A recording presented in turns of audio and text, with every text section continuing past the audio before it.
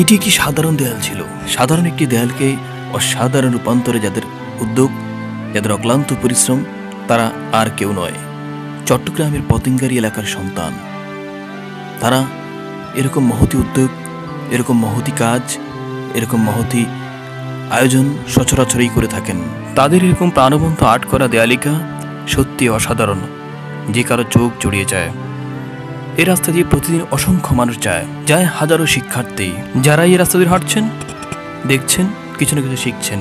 এই তো সেদিন অন্য জেলা থেকে আসা এক পথচারী বলেছিলেন, এই কাজগুলো যারা করেছেন তারা অত্যন্ত ভালো লোক।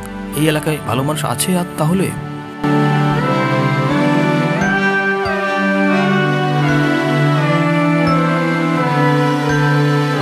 আমি রাস্তায় প্রতিদিন হেঁটে যাওয়ার সময় আমি প্রতিদিন শুধু এইদিকে এই দলের দিকে শুধু তাকিয়ে থাকি। যতবার তাকিয়ে থাকি ততবার খুব ভালো লাগে।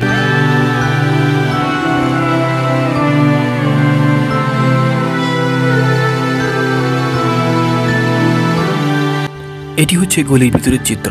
দেখতে পাচ্ছেন গলির ভিতরেও তারা সুন্দর করে আর্ট করে লিখে দিয়েছেন অসংখ্য বাণী, অসংখ্য ইসলামিক বাণী।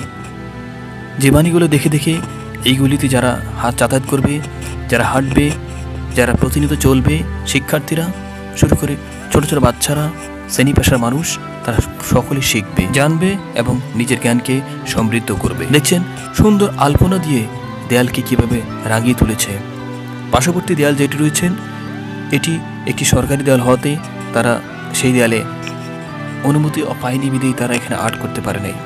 নয়তো তাদের নিজ উদ্যোগে, নিজ খরচে হয়তো সেই দেওয়ালটিও তারা এরকম সুন্দর করত, এরকম আলপনা দিয়ে সুন্দর করে সাজিয়ে রাঙিয়ে দিত।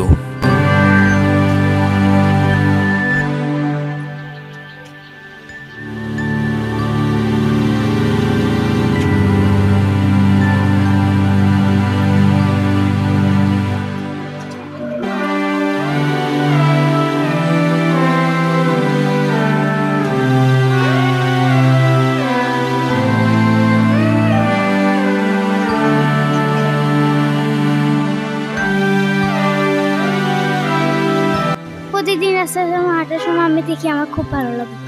তোমার কাছে কেমন লাগে? ভালো। আমি শিখতেছি, এগুলো দেখে ভালো লাগতেছে। যার জন্য যে তৈরি করছে তার জন্য দোয়া করি আমরা।